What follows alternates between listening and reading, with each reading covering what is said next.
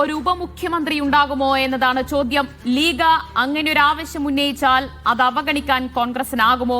League സമ്മർദ്ദം ശക്തമാക്കുമോ? നോക്കാം. Professor, league അങ്ങനെ ഒരു ആവശ്യം ഉന്നയിക്കില്ല എന്ന് പറയുന്നുണ്ട്, പക്ഷേ അർഹരാണ് എന്നും പറയുന്നുണ്ട്. അപ്പോൾ അതിനകത്ത് അവർക്ക് വേണം എന്നുകൂടി പറഞ്ഞു വയ്ക്കുന്നുണ്ട്.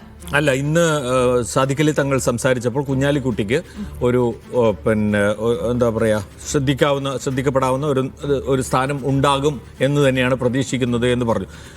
ശ്രദ്ധിക്കപ്പെടാവുന്നല്ലോ, മറ്റെന്തോ ഒരു വാക്കാണ് പറഞ്ഞ് ഞാൻ വിട്ടുപോയി. എന്തായാലും അത് വളരെ പ്രധാനപ്പെട്ട ഒരു സ്റ്റേറ്റ്മെൻ്റ് ആണ്. അതിൻ്റെ അർത്ഥം അവർ ഉപമുഖ്യമന്ത്രി സ്ഥാനം ആഗ്രഹിക്കുന്നുണ്ട്, അത് പറയുകയും ചെയ്യും. അത് പുറമേ ഒരു ചർച്ചയാക്കാൻ അവർ ഉദ്ദേശിക്കുന്നില്ല എന്നുള്ളതാണ്. മാത്രമല്ല, അത് അവഗണിക്കാൻ കഴിയില്ല എന്നുള്ള മാത്രമല്ല, കോൺഗ്രസിന് അതിനൊരു എതിർപ്പുണ്ടാവില്ല എന്നാണ് എൻ്റെ ഒരു തോന്നൽ കേട്ടോ. കാരണം ഈ റിസൾട്ടിൽ ലീഗിനുള്ള കോൺട്രിബ്യൂഷൻ, അവരുടെ ഷെയർ ഒരു സംശയമില്ലാത്ത രീതിയിൽ നമുക്ക് വ്യക്തമാണല്ലോ. അപ്പോൾ ആ നിലയിൽ മാത്രമല്ല, കേരളത്തിൽ ഈ വർഗീയവാദികൾ ചോദിച്ചുകൊണ്ടിരുന്ന കുറേ ചോദ്യങ്ങൾക്കുള്ളൊരു ശക്തമായ മറുപടി കൂടിയായിരിക്കും ലീഗിനുള്ള ഉപമുഖ്യമന്ത്രി സ്ഥാനം എന്നാണ് ഞാൻ വിചാരിക്കുന്നത്. ഈ ഒരു ഉപമുഖ്യമന്ത്രിയെ കൊടുക്കാൻ തീരുമാനിച്ചാൽ ഒരു ഉപമുഖ്യമന്ത്രിയിൽ അത് തീരില്ല. കാരണം കോൺഗ്രസിൽ നിന്നും ഇപ്പോഴത്തെ മുഖ്യമന്ത്രി തർക്കത്തിന്റെ തുടർച്ചയായിട്ട് ആവശ്യം വരും. ഇനി ലീഗിനൊരു ഉപമുഖ്യമന്ത്രിയെ കിട്ടുകയാണെങ്കിൽ പോലും അതുപോലും കോൺഗ്രസിലെ അധികാര തർക്കത്തിന്റെ ബാക്കി പത്രമായിട്ട് കൂടി വന്നു ചേരലായിരിക്കും ഉണ്ടാകുക എന്നുള്ളതാണ്. ഇനി രണ്ട് അധികാര കേന്ദ്രം ഈ സർക്കാരിൽ, അതായത് വലിയ അധികാര കേന്ദ്രം ഈ സർക്കാരിൽ ഉണ്ടെങ്കിൽ അത് ഈ സർക്കാരിനെ ദുഷിപ്പിക്കുമെന്ന കാര്യത്തിലും എനിക്ക് യാതൊരു സംശയവുമില്ല. കാരണം അതേതെങ്കിലും രാഷ്ട്രീയക്കാരായിരിക്കില്ല ദുഷിപ്പിക്കുക. അവിടുത്തെ നമ്മുടെ സർക്കാർ സംവിധാനത്തിലെ ഉദ്യോഗസ്ഥർ തന്നെ ഒരു അധികാര കേന്ദ്രത്തിൽ നിന്ന് ഗുണം കിട്ടുന്നില്ല എന്ന് കാണുമ്പോൾ അപ്പുറേ പോവുകയും അവിടെ ഒരു ആൾക്കൂട്ടത്തെയും ഒക്കെ സൃഷ്ടിച്ചുകൊണ്ട് നമ്മൾ ഈ ചുറ്റുവട്ടത്ത് നിൽക്കുന്ന കൂട്ടങ്ങളുണ്ടല്ലോ, ഏത് അധികാര കേന്ദ്രത്തെയും ചുറ്റിപ്പറ്റിയ, അങ്ങനെ അതിന് ദുഷിപ്പിക്കുന്ന നിലയിലേക്ക് എത്തും എന്നുള്ളതാണ് കേരളത്തിൻ്റെ രാഷ്ട്രീയ സാഹചര്യത്തിൽ.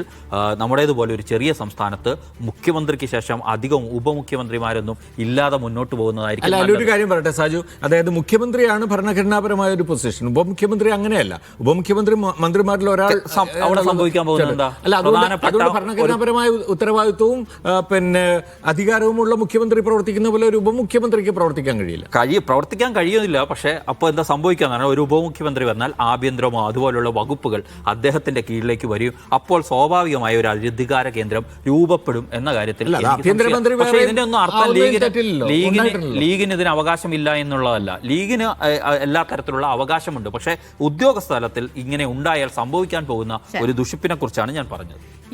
അജിൻ സാർ, ഒരു ഉപമുഖ്യമന്ത്രി സ്ഥാനം ഇത്തവണ ഉണ്ടാകും. അത് ഉണ്ടായി കഴിഞ്ഞാൽ മുന്നണിക്കുള്ളിൽ ലീഗിന് കൊടുത്തു കഴിഞ്ഞാൽ വലിയ പ്രശ്നങ്ങളുണ്ടാകും. സാദിഖലി തങ്ങൾ പറഞ്ഞത് ഞങ്ങൾ അങ്ങനെ ആവശ്യപ്പെട്ടിട്ടില്ല എന്നാണ്, അങ്ങനെ ക്ലെയിം ഇല്ല എന്നാണ്. ഇനി അത് അറിഞ്ഞു കൊടുക്കുമെന്ന് വെച്ചാൽ ഞാൻ ആഗ്രഹിക്കുന്നത് ഉപമുഖ്യമന്ത്രി സ്ഥാനം അല്ല ഉണ്ടാവേണ്ടത്, ഒരു ആഭ്യന്തരമന്ത്രി സെപ്പറേറ്റ് ഉണ്ടാവുക എന്നുള്ളതാണ്. അത് വളരെ വളരെ പ്രധാനമാണ്. കാരണം കഴിഞ്ഞ 2 സർക്കാരിൽ നമ്മൾ പഠിക്കേണ്ട കാര്യം മുഖ്യമന്ത്രി ആഭ്യന്തര വകുപ്പ് കൈകാര്യം ചെയ്യുമ്പോൾ ഉണ്ടാകുന്ന പരാജയമാണ്. അത് മുഖ്യമന്ത്രി പിണറായി വിജയൻ്റെ കൃത്യാന്തര ബാഹുല്യം കൊണ്ട് സംഭവിച്ചതാണെന്ന് ഞാൻ വിചാരിക്കുന്നില്ല. പക്ഷേ ഒരു ആഭ്യന്തര വകുപ്പിന് വേണ്ടി പ്രത്യേക മന്ത്രി ഉണ്ടാകുമ്പോൾ ഒരു ഗുണം എന്താണെന്ന് വെച്ചാൽ മുഖ്യമന്ത്രി എന്ന് പറഞ്ഞാൽ ടോട്ടൽ ക്യാബിനറ്റിൻ്റെ തലവൻ എന്ന നിലയ്ക്ക് എല്ലാ വകുപ്പുകളിലും അദ്ദേഹത്തിൻ്റെ നിരീക്ഷണം ഉണ്ടാവണം. അതുകൊണ്ട് ആഭ്യന്തര വകുപ്പ് എന്ത് ചെയ്യുന്നു, തീരെ ഇഗ്നോർ ചെയ്യപ്പെട്ടു എന്നുള്ളൊരു പ്രശ്നമുണ്ട്. അത് ഇവിടെ ഉണ്ടാവരുത്. ആഭ്യന്തര വകുപ്പിന് മന്ത്രി ഉണ്ടാവുക, അത് ശക്തനായ ഒരു മന്ത്രിയായിരിക്കുക, ആഭ്യന്തര വകുപ്പിലെ പ്രശ്നങ്ങൾ പരിഹരിക്കുക എന്നുള്ളത് കേരളത്തിൻ്റെ ഭാവിയെ സംബന്ധിച്ച് നിർണായകമാണ്. അതിൻ്റെ കാരണം ഈ കഴിഞ്ഞ 10 വർഷത്തിലുണ്ടായ ഏറ്റവും വലിയ പൊളിറ്റിക്കൽ വിവാദം എന്താണ്? തൃശ്ശൂർ പൂരം കലക്കി എന്നുള്ളതാണ്. തൃശ്ശൂർ പൂരം കലക്കിയത് എന്ന ചോദ്യത്തിന് ഇന്ന് മലയാളികളുടെ മുമ്പിലുള്ള ഉത്തരം എന്താണ്? അതൊരു ADGP ആണെന്നാണ്. ഒരു സിവിൽ പോലീസ് ഓഫീസർ എന്നല്ല, ഒരു ADGP കലക്കി എന്നാണ് ആരോപണം. ആരോപണം ഇനിയും തെളിയിക്കപ്പെടുകയോ നിഷേധിക്കപ്പെടുകയോ ചെയ്തിട്ടില്ല. അണ്ടർ ഇൻവെസ്റ്റിഗേഷൻ ആണ് ആ വിഷയം. ഒരു ADGP RSS മേധാവിയെ കാണാൻ പോയതാണ് മറ്റൊരു പ്രധാനപ്പെട്ട കാര്യം. ആ ഗൂഢാലോചനയിലാണ് പൂരം കലക്കിയതെന്ന് പറയുന്നു. ആ ADGP കോഴിക്കോട്ട് ഒരു വ്യാപാരിയുടെ തിരോധാനത്തിൽ കാരണക്കാരനാണെന്ന് ഒരു MLA ആരോപിച്ച് അദ്ദേഹം MLA സ്ഥാനം രാജിവെക്കുന്നു.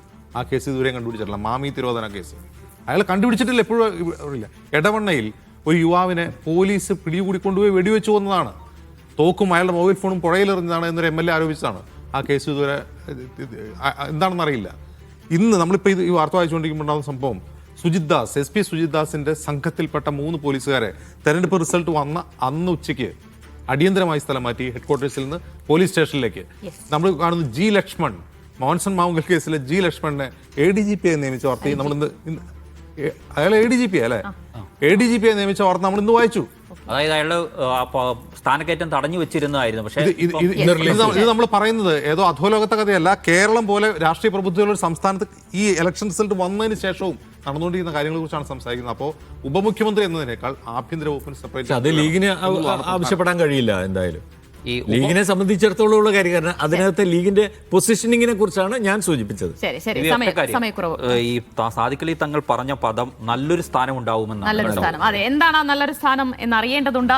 എന്തായാലും മുഖ്യമന്ത്രിയെ തീരുമാനിക്കുന്നതിൽ, മന്ത്രിമാരെ തീരുമാനിക്കുന്നതിൽ, ഉപമുഖ്യമന്ത്രിയെ തീരുമാനിക്കുന്നതിലൊക്കെ വരും ദിവസം വളരെ നിർണായകമാണ്.